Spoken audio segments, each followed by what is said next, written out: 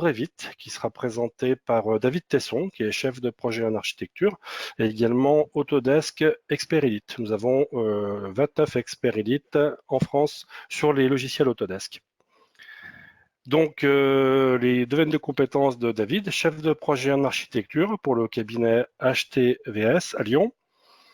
Il traite toutes sortes de dossiers, bureaux, logements, équipements publics. Il a commencé par AutoCAD il y a maintenant près de 30 ans. Donc, j'imagine, c'est quasiment un début d'AutoCAD.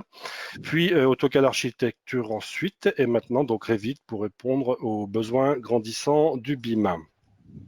Donc, le plan du webinaire que vous allez voir aujourd'hui correspond à une problématique qui est qu'une famille au graphisme complexe comme un arbre, par exemple, est très compliqué à rendre paramétrable pour changer sa taille.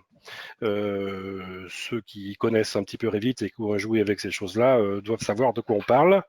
La solution, c'est d'utiliser une astuce, donc on va vous montrer de Revit, pour rendre une famille dimensionnable à la volée. Donc on va faire la création, David va faire la création du dessin de la famille de base, l'utilisation et le détournement de la famille plante, la mise en place des paramètres, la mise en place dans le projet, puis l'extension du principe pour d'autres types de familles. Et en petit plus, la création de petits scripts Dynamo. Dynamo, ça va vous parler. Pour ceux qui ont regardé notre tout dernier webinaire, pour aller plus vite donc, sur la mise en place de nombreux arbres. Voilà.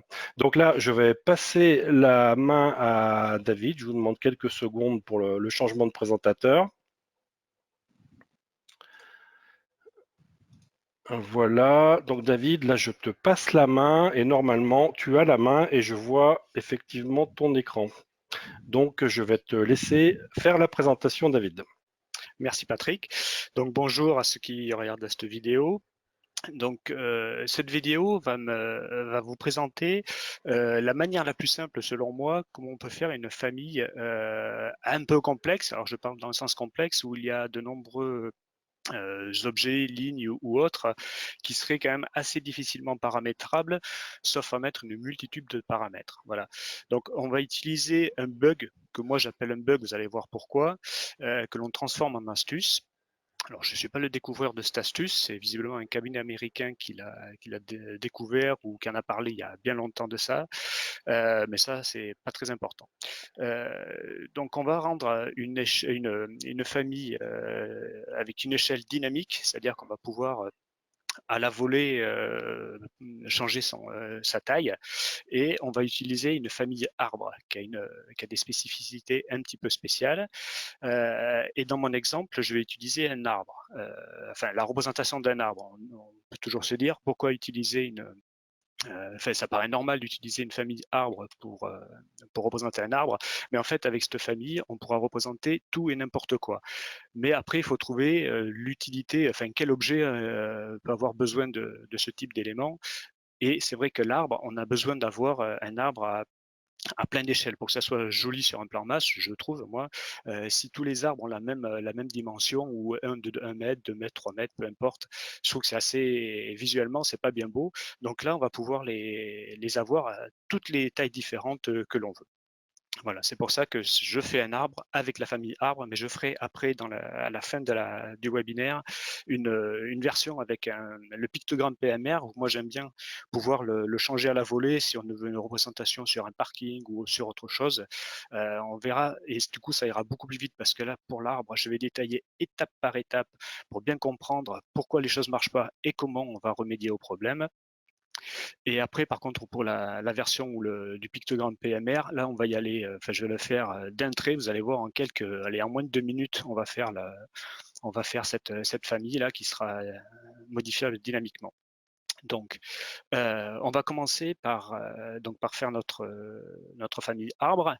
Donc, fichier, hop, nouveau, famille. Je prends une famille arbre, enfin arbre, c'est plante, plante. Je vais y arriver, plante métrique, voilà. On ouvre.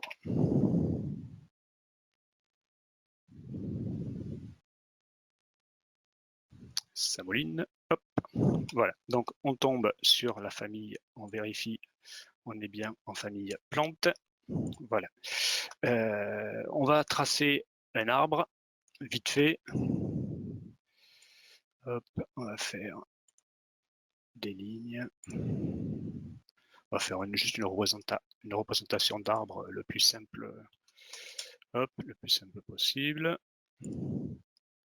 et qui soit, hop, on va faire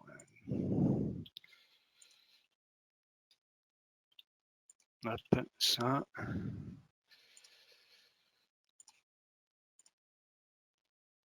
Tac. Voilà, on va faire quelque chose de simple.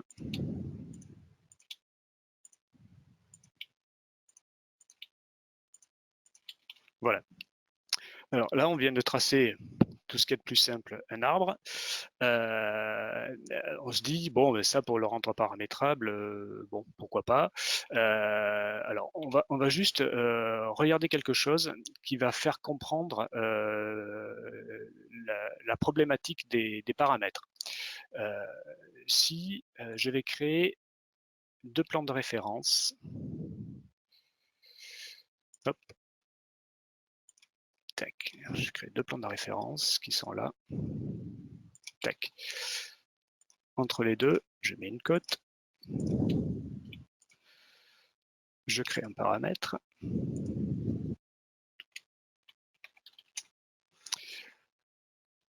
On va voir que en fait Revit il m'a collé plein de cotes qui lui va lui servir à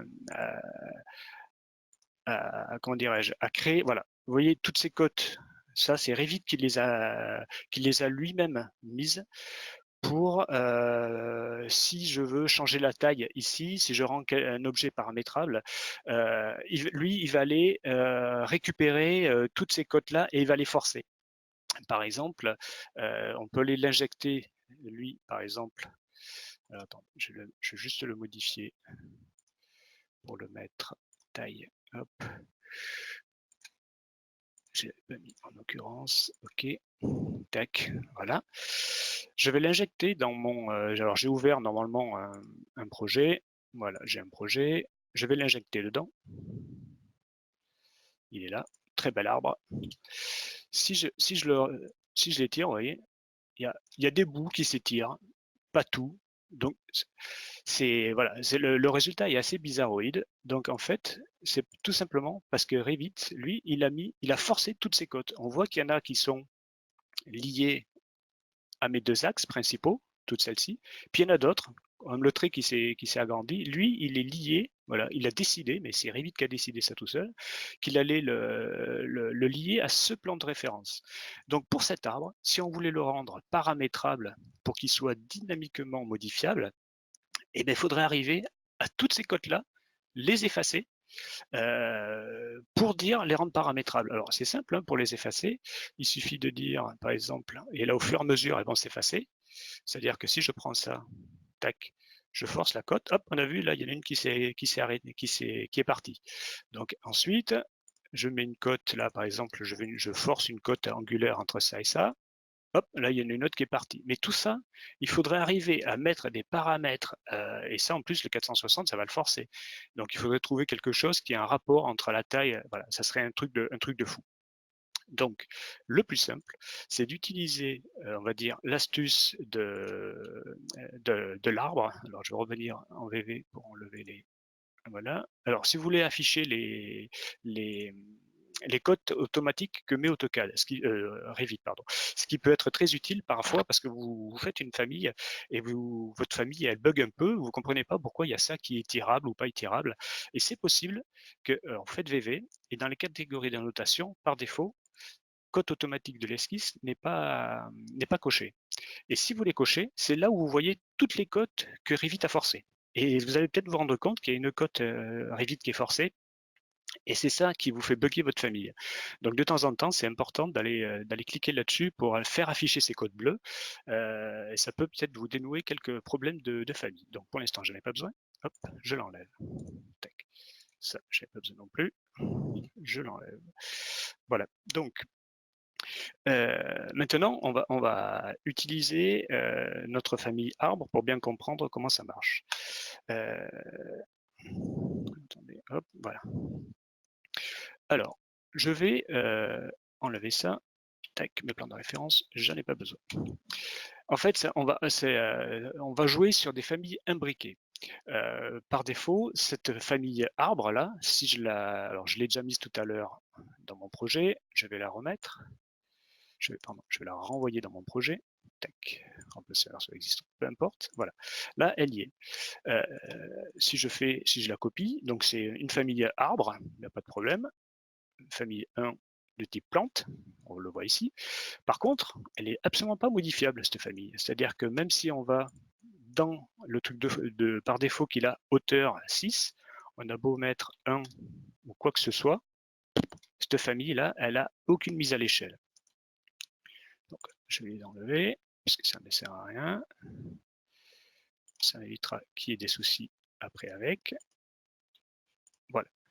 L'astuce, maintenant on va rentrer dans l'astuce. Tac, je reviens dans ma famille.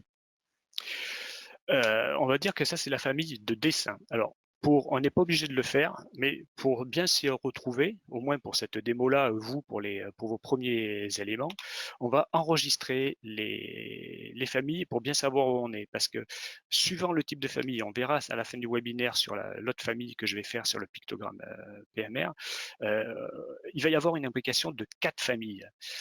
Donc, si on n'est pas un peu rigoureux sur les noms ou sur où on en est, on peut vite se perdre dans les familles. Donc là, juste, après avec l'habitude, vous verrez, vous ne les sauvegarderez pas, vos familles. Vous savez, la famille 1, c'est ça, la famille 2 est imbriquée dans la famille 1, peu importe. Mais au début, il est peut-être préférable d'enregistrer ce que l'on fait. Donc, je vais fichier, enregistrer, je vais l'appeler tech arbre 01, voilà. Base, hop, si j'y suis, base, parce que c'est vraiment avec un E, voilà. Ça, par habitude, pour éviter de prendre la place, je mets 1, mais peu importe. Voilà. Tac. Donc, on a notre dessin de base de l'arbre. Je l'ai nommé arbre 1 base. Il est aussi important pour ce genre de famille d'avoir toujours à peu près les mêmes dimensions. C'est-à-dire que moi, j'ai fait un arbre là qui fait 1 mètre de diamètre. Donc, dans le paramètre, il y a un paramètre système par défaut pour la famille arbre. Donc celui-là, il ne me sert plus à rien, c'était pour faire un test. Tac, voilà. De base, la famille arbre a ce paramètre système qui s'appelle hauteur. Donc moi, j'ai fait un arbre qui est à peu près 1 mètre de diamètre, donc je vais lui mettre 1000 pour que toutes mes cotes soient à peu près cohérentes. C'est pas obligé, mais ça peut éviter des soucis. Et puis, c'est mieux que tout soit cohérent. Voilà. Là, j'ai mon dessin d'arbre. Ce qu'on va faire, on va ouvrir une nouvelle famille de nouveau de plantes métriques, voilà, ouvrir, tac, voilà, une nouvelle famille de plantes métriques, on vérifie, mais a priori, voilà, plantes. Et ce qu'on va faire, on va lui injecter. C'est pour ça que vous voyez, là, c'est important d'avoir les bons noms au début, tout au moins, pour se rappeler que la famille, ce que j'avais moi tout à l'heure, famille 1, c'était l'arbre de base, la famille 2, c'est celle qui contient famille 1. Voilà. Donc, il vaut mieux, pour l'instant, sauvegarder les choses, ce sera peut-être plus facile. Donc, là, je suis dans famille 1 arbre, je l'injecte dans ma famille 2. Tac. OK. Voilà. On va cadenasser sur les plans de référence, ça ne coûte rien. Et ça sera mieux. Tac, voilà. Donc là, on a notre famille imbriquée qui est dans une plante. On va regarder maintenant, alors je vais l'enregistrer, fichier enregistrer, je vais l'appeler arbre 01. Du coup, arbre 01 parce que c'est plus la base, ce sera vraiment notre arbre. Merci. Ok, enregistrer. Voilà, arbre 1. Cet arbre, je l'injecte dans mon projet maintenant pour voir comment il réagit. Hop, bon, oui, alors attendez, justement, vous voyez le problème qu'il y a eu. Je vais vous expliquer. Plante, je l'efface, supprime, tac. je reviens dans arbre 1. Ici, raté, encore une fois. Ici, voilà, j'étais pas cohérent sur mes dimensions. Tout à l'heure, j'avais mis 1000, 1 mètre, puisqu'on est en millimètres. Je remets 1000 ici. Tac. Allez, hop, je l'injecte dans mon projet.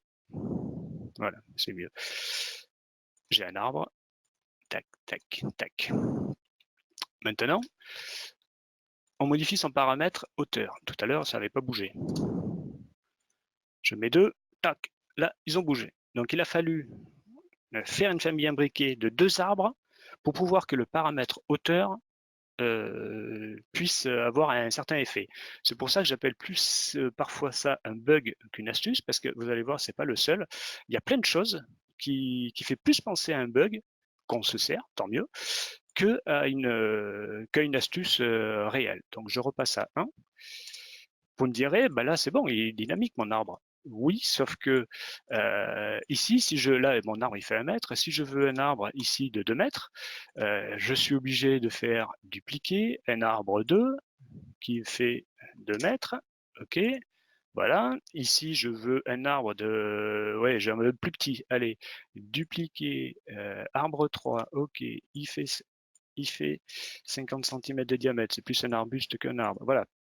Et comme ça, si on veut quelque chose d'un peu fun sur un plan paysager, eh ben, il va falloir en faire peut-être une dizaine avec des cotes à chaque fois de 1 mètre, 50 cm, 2 mètres, 10 mètres, voilà. Donc, on se dit, ce serait quand même bien de pouvoir prendre ça, tac, et avoir les petits élastiques là, puis pouvoir les agrandir et les réduire comme on veut. Donc, c'est à ça qu'on va arriver maintenant. Donc, déjà, il est dynamique, mais pour le rendre dynamique, il a fallu faire déjà une deuxième famille et imbriquer la première. Donc, maintenant, on va appliquer des paramètres pour voir comment le rendre dynamique. Alors, je vais effacer ça. Je préfère effacer systématiquement pour éviter des soucis sur des vieilles... tac, voilà, sur des vieux trucs. Alors, je repasse dans mon... Du coup, ça, c'est la base, le dessin de base. Ça, c'est la famille dans laquelle l'arbre de base est imbriqué. Donc, c'est dans celui-ci que je veux. Voilà. Donc, le paramètre système, je vais y arriver du premier coup, peut-être un jour. Voilà, le paramètre système, lui, il est de type. Donc, on n'aura jamais les élastiques. Donc, on va être obligé de créer notre propre paramètre. Donc, on va mettre nos 2 plans de référence, tac, qui vont correspondre, on va dire, au diamètre de l'arbre. Tant qu'à faire, on va le conserver tout le temps au milieu, tac, avec une cote d'égalité, tac, et ça, on va définir que c'est notre taille, donc créer, alors d'occurrence cette fois-ci, ça m'évitera de faire une erreur, taille, voilà, ok, c'est tout bon. Donc, on a maintenant la taille, sauf que la taille, elle va absolument pas faire jouer, on peut faire un test, hein, je le mets dans le projet, tac, j'ai bien mes élastiques, par contre, forcément, rien ne bouge. Hop, CTRL Z, CTRL Z. On revient dans arbre. Tac, voilà. Il faut arriver à maintenant faire en sorte que l'arbre s'agrandisse en même temps que notre taille. Donc, rien de plus simple, on va dire. Dans ça, c'est donc la famille qui est dedans. J'ai perdu le mot, c'est pas grave. On va faire matcher son paramètre. Donc le paramètre hauteur, pour faire matcher, donc on voit le paramètre hauteur là, puis la petite case ici, là, on peut faire matcher les paramètres. Alors pas avec hauteur puisqu'il n'est pas dynamique, on va faire avec taille. Hop. Voilà, donc là, la famille imbriquée, voilà, j'ai retrouvé. La famille imbriquée maintenant va utiliser le paramètre taille. On va voir ce que ça raconte. Parce qu'il y a toujours des surprises avec Revit. Je vais chercher ma plante. Hop, arbre, hop, voilà, elle est là. J'en mets un ou deux, tac, tac. Donc, j'ai un truc, j'ai mes élastiques, j'agrandis. Oh, miracle! C'est-à-dire que là, je suis en train d'agrandir ma famille, vous voyez, je tire vers, hop, et lui, il l'a réduit. Et si je réduis, bizarroïde, il a grandi. Encore une histoire, pour moi, c'est plus un bug qu'une astuce, parce que normalement, il n'y a pas de raison qu'il fasse ça. Donc, on va aller corriger le problème, parce que pour moi, c'est quand même un problème. Alors, on pourrait le faire dans l'autre sens, hein, mais c'est quand même assez étrange. Je supprime mes trucs, voilà. Comme ça, je suis sûr que c'est toujours les bons que j'utilise. Je reviens à la famille de base. En fait, si vous avez vu, c'est qu'en fait, il a inversé. C'est-à-dire que si on agrandit, il répète ici, et si on réduit, il agrandit. Donc, on va être obligé, pour pallier à ça, de créer un autre paramètre que je vais appeler inverse, toujours d'occurrence. OK. Et là, je vais lui dire, bah, bêtement, 1 divisé par taille. Tac. Voilà. Alors, lui, il est toujours soucieux de ses cohérences avec les unités, c'est-à-dire qu'il ne sait pas diviser une taille, enfin un nombre par une taille. Donc il a mis 1 mètre carré, ce qui est un peu curieux, mais bon, l'essentiel c'est que ça marche. Voilà, parce qu'il sait pas, pour avoir une cote en mètres, il est obligé de diviser des mètres carrés par du mètre, et du coup ça fait du mètre. Il ne sait pas utiliser une unité divisée par des mètres. Bon, peu importe. Alors, c'est pas la peine d'essayer de les tester, les paramètres de votre famille. Ça n'a absolument aucun effet. La plupart du temps, quand vous faites des familles, que vous mettez des paramètres, vous dites bah, j'essaye avec ça pour voir si ça bug ou pas. Je mets 1500 et puis on voit si que c'est tout dynamique. Là, pour ce type d'opération, c'est pas la peine. Vous allez vous dire ça merde, ça marche pas, j'ai dû me tromper. Non, non, de toute façon, ça ne marchera pas. Elles sont pas dynamiques. Là, c'est encore une curiosité, c'est pas dynamique. Donc du coup, maintenant, je fais OK. Par contre, il faut, dans la famille imbriquée, elle est matchée avec le paramètre taille, et c'est pas ça qu'il faut maintenant. Du coup, il faut matcher avec le paramètre qui est inversé, du coup, l'inverse de la taille. OK, mais on est quand même obligé de passer par là, hein. C'est alambiqué, je veux bien vous croire. Mais au final, pour un résultat, mais que moi je trouve bien, ça vaut le coup d'être un peu alambiqué. Je l'injecte dans mon projet. Tac. Voilà, je l'ai au bout de ma souris, j'en mets plusieurs. Tac, tac, tac, tac. Voilà. Hop, voilà. Du coup, maintenant, on essaye. Waouh, super. On a notre truc qui est, voilà. Donc, si je veux, moi, voilà, un plan masse avec plein de trucs différents, je n'ai pas à créer plusieurs types d'une famille. Et ben, j'ai tout à portée de souris. Voilà, hop, je les copie. Hop, tac, et puis après, je les réduis, voilà. Et là, c'est vraiment dynamique à la volée. Voilà, donc c'est à peu près ce à quoi on voulait arriver. On a tous nos éléments qui sont bien dynamiques comme il faut. On va, hop, je reviens. Donc, on a l'arbre qui est juste du dessin 2D. Pardon, l'arbre, même moi je me trompe, arbre 01 base, juste du dessin 2D, qui est injecté dans arbre 1, et c'est là où on met les paramètres, on met nos deux plans de référence. Un niveau d'égalité, sinon ça va partir un petit peu à droite à gauche, ça va pas être génial. Un paramètre taille qui nous donne alors moi si je retourne dans mon projet, mon paramètre taille, hop, c'est bien, voilà, là j'ai un arbre de 88, enfin un arbre, façon de parler, parce qu'à 2,88 de diamètre, c'est pas un vrai arbre, c'est plus un arbuste. Celui-ci, autant dire que c'est carrément une plante, hein, 50 cm. Voilà, mais c'est vraiment, si on mesure, hein, c'est bien, là je suis peut-être, hop, voilà, donc 2,06 m, puisque je suis en mètres, on a bien 2,06, voilà. Donc c'est bien la vraie taille de notre objet, c'est pas un truc un peu farfelu. Donc, lui qui est injecté dans lui, qui est injecté dans lui. Voilà. Donc là, on en est à la fin de notre, on a vu que c'est voilà, comment faire ce truc entièrement dynamique et à la volée. Alors, Maintenant, on va faire un autre exemple sur le Picto PMR. Je vais hop, enlever ça. Enlever ça. Alors, je vais juste enlever. Hop. On sait maintenant qu'on a utilisé la famille plante. Le problème, vous allez me dire, c'est que ouais, il est bien gentil, mais on va faire un Picto PMR et là, on voit que c'est une plante.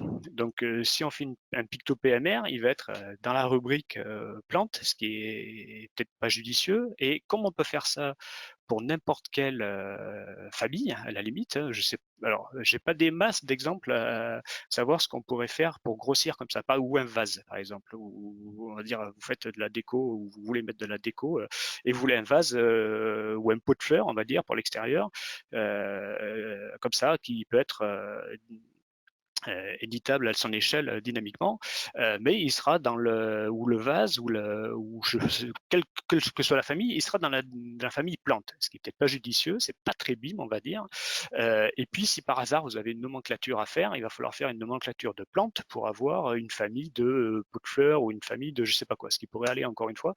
Mais alors, j'ai pas en tête de famille qui pourrait être utilisable pour ça, ou même le Picto PMR, voilà, il va être dans une famille plante. Donc c'est pas très judicieux, mais il y a encore là une astuce.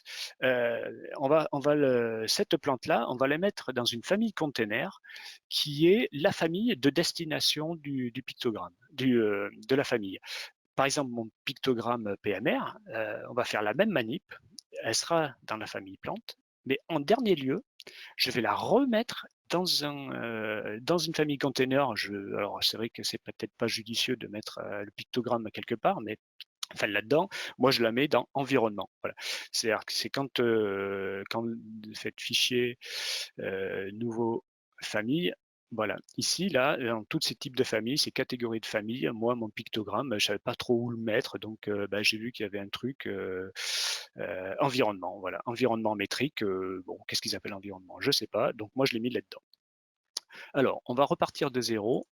On va faire maintenant le picto PMR qui, moi, me semble utile d'être dynamiquement modifiable comme ça aussi, parce que on peut avoir une représentation de ce pictogramme sur un plan masse, sur des places de parking où on a besoin qu'il soit un peu gros, enfin gros même. On peut en avoir besoin sur un plan pour représenter peut-être dans des sanitaires que ça, c'est du PMR. On a besoin qu'il soit plus petit. Peut-être aussi pour faire de la signalétique tout simplement, parce qu'on fait un petit plan de signalétique, on a besoin qu'il soit presque tout petit, ou avoir différentes échelles. Alors, on peut toujours ce pictogramme-là de faire d'un truc de 2,50 m pour une place de parking, peut-être 2 mètres pour une place de parking, un qui fait 20 cm de la signalétique, mais bon, moi, par souci d'efficacité, comme je ne sais pas par avance la dimension qu'il faut que je fasse, eh ben, je préfère le rendre dynamique. Donc, fichier, nouveau, famille. Alors, comme mon pictogramme PMR a une zone remplie et que la famille arbre n'utilise pas les zones remplies, enfin, ne permet pas d'avoir des zones remplies, je vais d'abord passer par un élément de détail métrique qui me permet d'avoir mon élément poché. Tac, voilà. Et je vais utiliser un élément AutoCAD, parce que je ne vais pas le redessiner mon pictogramme, hein. Je vais utiliser un bloc AutoCAD, donc insérer, importer CAO, mon fichier, voilà. Alors, je vais juste vérifier, tac, pardon, ouais, peut-être en centimètres, voilà. La vue active uniquement, voilà. Et là, je vérifie sa dimension. 500, c'est parfait. Donc, ça, c'est à peu près l'équivalent. Tout à l'heure, on avait fait un arbre de 1000, donc le rayon était 500, c'est à peu près le rayon de mon pictogramme. Donc, ça, tout va bien. Donc, ce bloc-là d'AutoCAD, moi, j'aime pas garder les éléments AutoCAD. Je préfère avoir des objets Revit, donc je le décompose. Décomposition totale, bam, voilà. Donc là, j'ai bien une zone remplie. Pochage noir, tout est nickel. J'ai une bonne dimension ici de 500 qui va bien aller. Je vais pas enregistrer, là, je vais pas enregistrer toutes les étapes. Je sais que mon élément de base, mon élément de détail de pictogramme, c'est la famille 7. Donc, on va commencer à la famille 7. Je vais, avec ce pictogramme, l'injecter dans une nouvelle famille d'arbres qui correspond à ma famille arbre de base de tout à l'heure. Plante. Hop, plante métrique.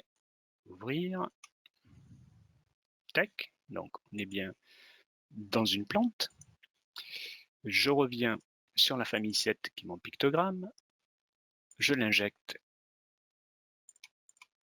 dans la famille arbre de base. Tac. Je vérifie.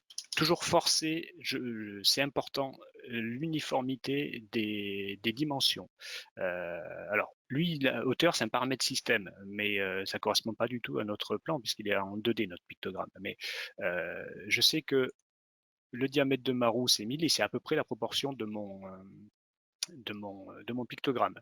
Donc, toujours bien utiliser ce paramètre-là et les mettre cohérents tous. Tac. Voilà.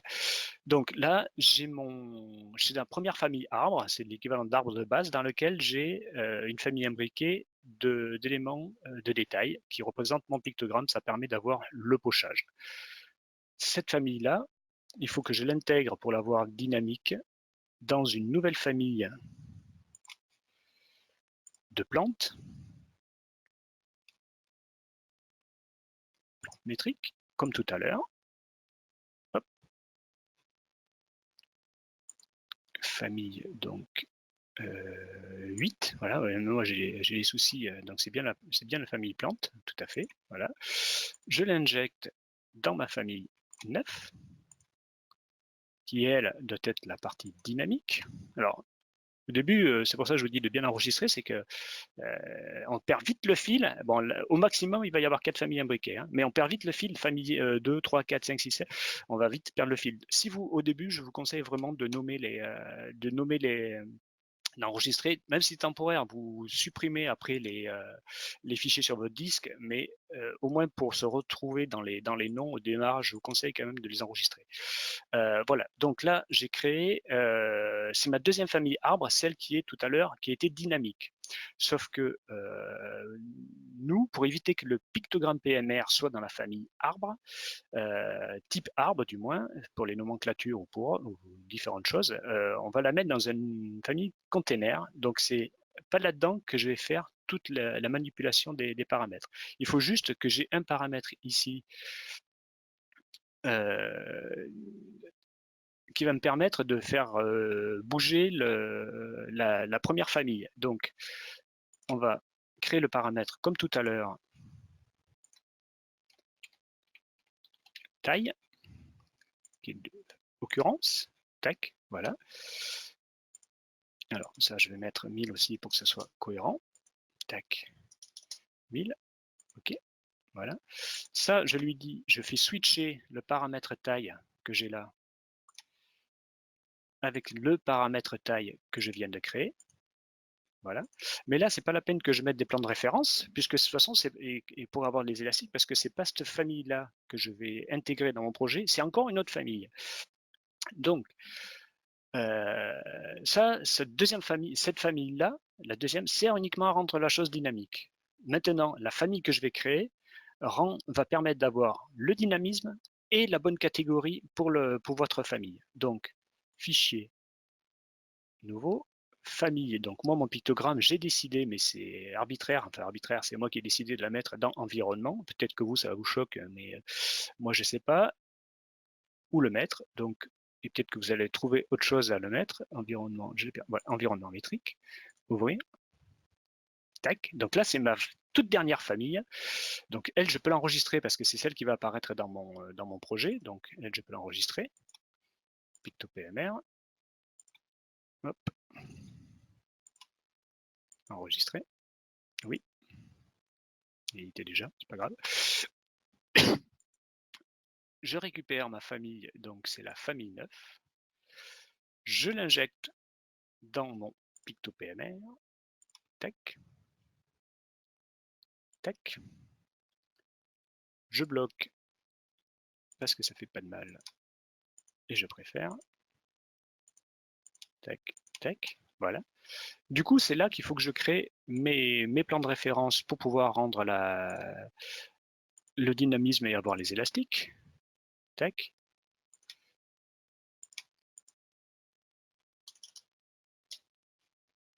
Tac. J'utilise une cote d'égalité pour pouvoir que ça reste au centre. Tac. Je crée mon paramètre taille. Alors c'est vrai que ça, vous allez me dire, ouais, il n'arrête pas de créer des paramètres taille et ils se switchent les uns les autres. Ouais, mais le problème, c'est pour que ça marche, il faut être un peu rigoureux là-dessus. Tac, occurrence. OK. Voilà. Et maintenant, en fait, si je règle taille, j'ai beau avoir une troisième famille, il va faire l'inverse. Donc, on est toujours obligé, même dans ce cas-là, de créer notre paramètre d'inversion, parce que vite, fidèle à lui-même, s'il fait une erreur dans un, il fera une erreur dans le deuxième. Hop, voilà. Taille, je suis là. 1 divisé par taille. OK. Tac, voilà. Et maintenant, en fait, on va faire switcher. Alors, comme tout à l'heure, c'était un paramètre d'occurrence, il apparaît dans les propriétés, non pas dans le type, avec inverse. OK. Tac. Et maintenant, si on injecte notre picto dans le projet, alors, environnement, tac, il y a picto PMR, hop.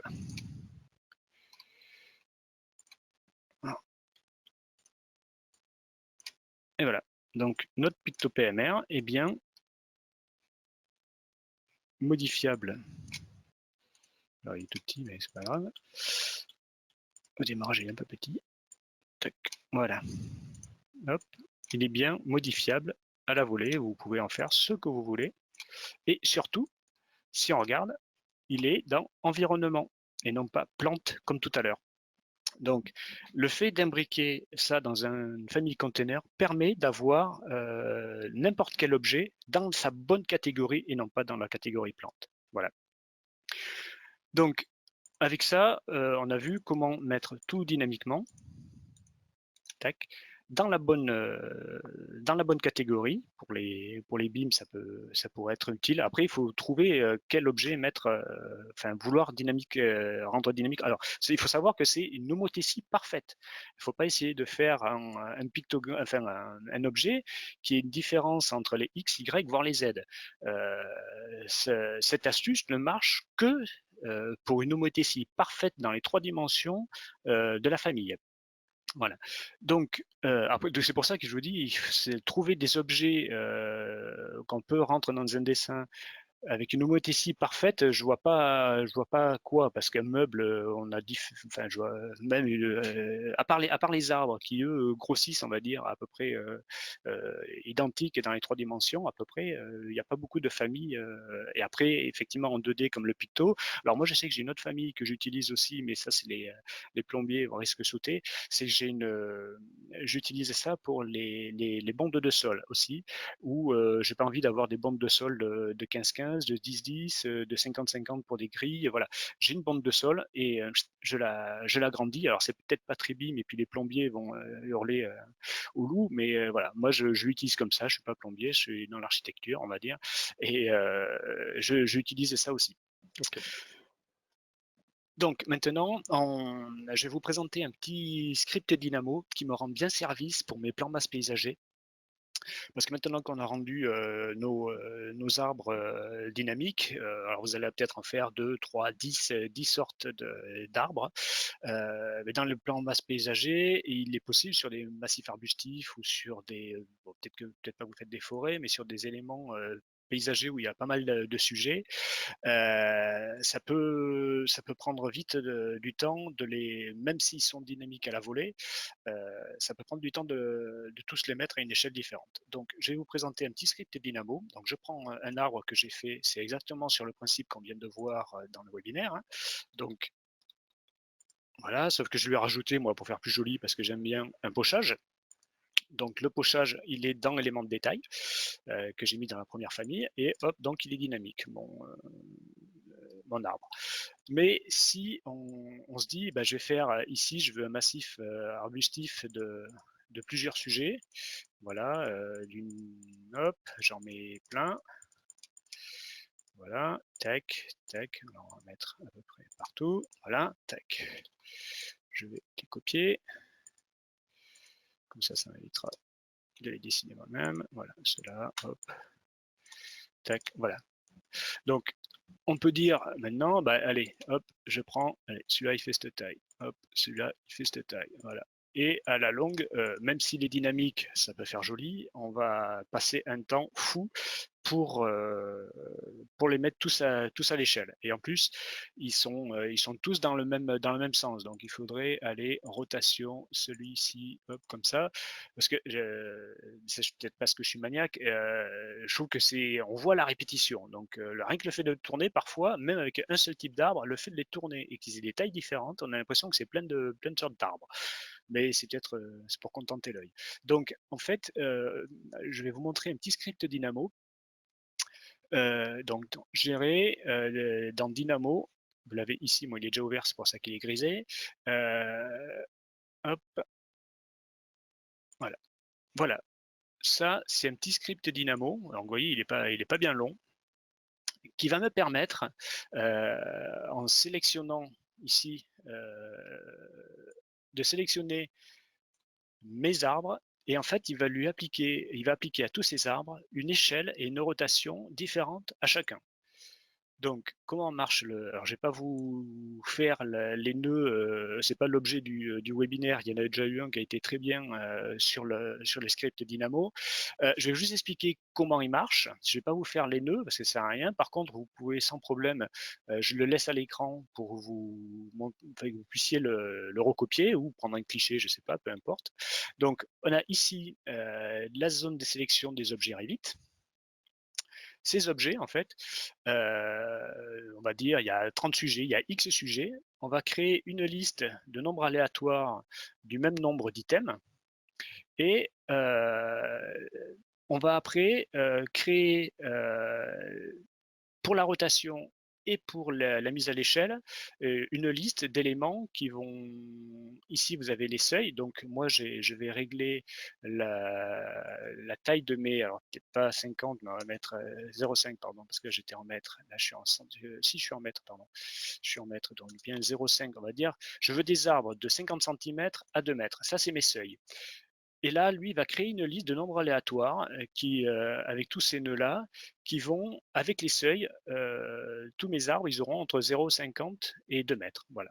Il va transformer une liste de nombres aléatoires, il a créé ici, il crée une liste de nombres aléatoires, et après, il va réinjecter cette valeur.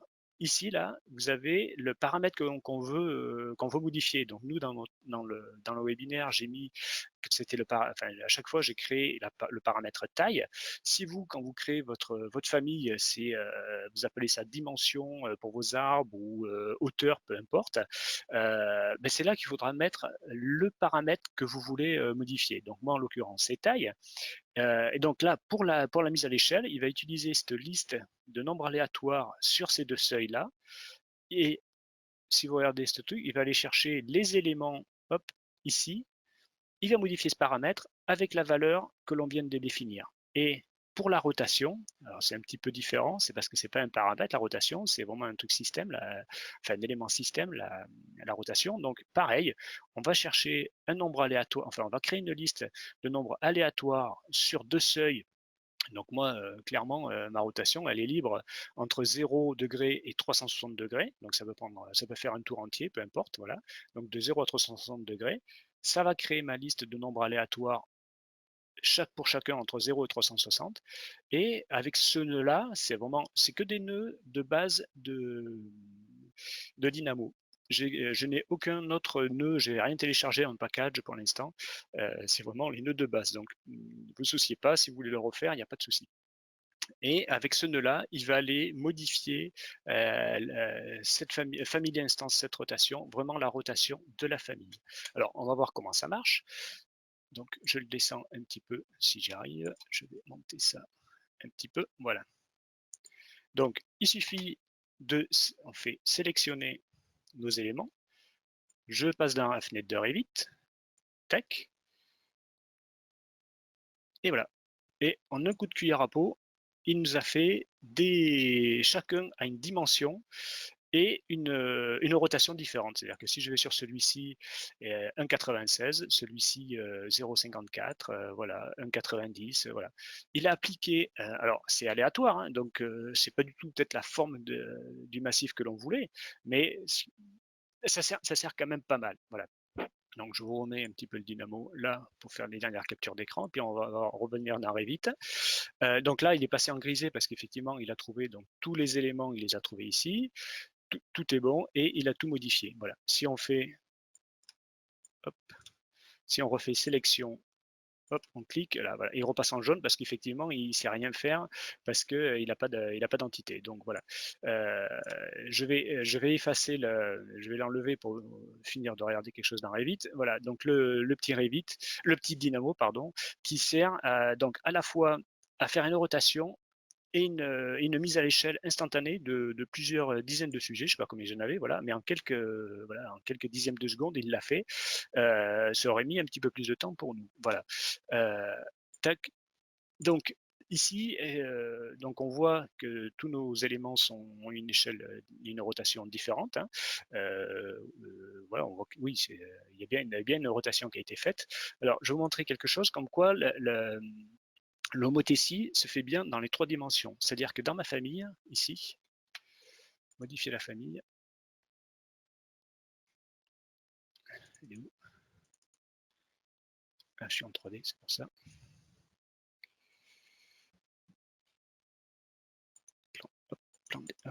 Voilà, voilà, tac. Dans ma famille, vous vous rappelez que j'ai une famille d'éléments éléments de détail qui est imbriquée dans une famille d'arbres, et cette famille d'arbres est imbriquée dans une deuxième famille d'arbres, ce qui permet de rendre dynamique. Et donc, cette première famille d'arbres que j'ai mis dans ma deuxième, ici, je lui ai mis un décalage en Z de 4 mètres, de 400, pardon. Ce qui me permet, si je reviens dans mon projet, tac, est-ce que j'en ai un là, voilà, lui, voilà. Si j'ai fait appliquer les ombres, tac, voilà. S'il était à 0, d'ailleurs on peut faire le cas, tac, je reviens là-dedans. Ça, 0, tac, je l'injecte, remplacer. Tac, comme il est à 0, c'est-à-dire que là je suis dans le plan masse, mais comme il est à 0, bah, il fait aucune ombre. Parce que bah, il est pas décalé par rapport au plan fictif de Revit qui lui permet de faire des ombres. Donc, pour les arbres, moi j'aime bien avoir des petites ombres, je trouve que ça rend un petit peu dynamique. Donc, je lui mets une valeur en Z. Alors 400, vous mettez ce que vous voulez. Hein. Après, c'est vous, c'est le différent. La taille, ça dépendra de la taille de l'ombre que vous voulez. Je la réinjecte, remplacer. Tac, voilà. Mais tout ça pour vous dire que, pour vous montrer que c'est bien homothétique, c'est-à-dire que les 400, là, donc là c'est un arbre qui fait 192, peu importe. Si on va voir nos arbres là, vous voyez, lui, il est tout petit, donc il a une ombre qui correspond à sa taille, et les grands, le Z a augmenté aussi, c'est-à-dire qu'ils n'ont pas tous le même décalage d'ombre. Si vous voyez la distance qui est ici, sur celui-ci qui est plus gros, la distance, forcément, elle est beaucoup plus grande. Il fait bien une homothétie dans les 3 dimensions, pardon. Alors c'est pratique parce que si vous voyez celui-ci là, si je l'agrandis, hop, il porte ombre sur les autres. C'est-à-dire qu'ils viennent bien par-dessus. Ils viennent pas le décalage en Z a eu aussi le facteur d'échelle. Je trouve ça assez sympa parce que ça vous permet de faire des petits massifs ou des petites CP d'arbres qui, effectivement, les gros sujets prennent le pas, comme si c'était de la vraie volumétrie, sur les sujets plus petits et ils portent ombre. Voilà. Donc, on arrive comme ça à faire, moi je trouve, mais c'est mon avis, quelque chose d'assez sympa et très rapide. Vous allez voir qu'à essayer d'en faire un ou deux arbres, ça va peut-être, enfin, le premier arbre, vous allez peut-être mettre même pas 1 heure pour le faire, hein, si on suit le truc. Et puis les derniers ou les pictogrammes, vous allez mettre 2 minutes pour faire un arbre, une fois que vous avez bien compris le truc. Et pour un résultat avec le petit dynamo, si vous avez beaucoup de sujets d'arbres à mettre dans un plan masse paysager, avec ce petit dynamo, je trouve ça très dynamique plutôt que d'avoir, si c'était juste un arbre de base que vous pouvez avoir, qui a toujours la même dimension, que là, en cloqué, bon, voilà. Je trouve que c'est plus dynamique. Voilà. C'était un petit peu le sujet de mon webinaire, essayer de rendre ce plan masse paysager, mais encore une fois, ça marche avec n'importe quelle famille, pas forcément avec les arbres.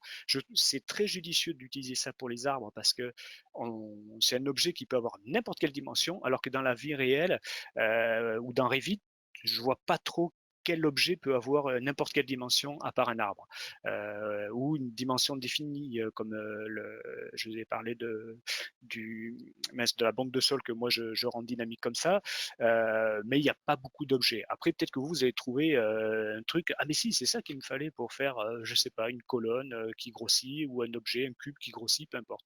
Voilà. Mais pour les arbres, je trouve que c'est très judicieux. Voilà. Patrick? Ok, David, ben merci, c'est vraiment super. Petite précision, je pense qu'il n'y aura pas de problème pour le faire. Est-ce que tu pourras mettre à disposition ton script Dynamo? Bien sûr. Oui, tu Alors, pourras. Donc, je le mets à dispo ou le simple non, alors écran? tu me l'enverras et puis Oui, je le mettrai à disposition en fichier attaché sur le post du forum où sera d'accord. publié dans 2 jours ou 3, éventuellement l'enregistrement de ce webinaire. Il n'y a pas de souci. Voilà, d'accord. Et puis effectivement, sur ce que tu viens de dire, le post et que la vidéo sera publié, et puis les gens naturellement pourront commenter, poser des questions, etc. Et puis J'essaierai d'y peut-être, répondre, ouais. comme tu viens de le dire, ça pourra sans doute donner des idées sur d'autres types d'applications que celles que tu as fait là. On ne sait jamais, hein, chacun a ses Ouais. particularités, ses besoins spécifiques, et c'est souvent par ce type d'astuces, un peu complexe, mais très bien expliqué dans ce cas-là, et bien sûr très intéressante, que ça donne des idées d'application aux gens aussi. Hein, donc on verra Mhm. ça plus tard. Voilà. Ouais. Mais en D'accord. tout cas, Oui, parce que c'était une très bonne démonstration. bon, c'est bien. Moi, j'ai très bien compris la chose, malgré que je sois un néophyte en Revit, donc c'est plutôt bon signe. Voilà. Et puis ça montre aussi, mais comme tu le disais au début, c'est pas quelqu'un qui connaît bien AutoCAD comme toi, je vais l'apprendre, qu'il y a un tas d'astuces dans les logiciels et de détournement, dans le bon sens du terme, de Ouais, tout certaines à fait. fonctionnalités. On le voit Ouais. très fréquemment. Les gens qui connaissent AutoCAD savent ça très bien, mais je constate que c'est aussi le cas dans certaines choses pour Revit. Voilà. Donc voilà, donc on va en terminer là pour ce webinaire qui Ouais, sera mis à disposition à la fois sur la chaîne YouTube d'Autodesk France dans quelques d'accord. jours et Mhm. également donc qui sera publié sur le forum Revit et BIM, le forum français. Voilà. D'accord, Donc je parfait. te remercie beaucoup David pour tout ça et puis Merci à toi. commentaires et questions se feront sur le forum directement à ce moment-là. D'accord.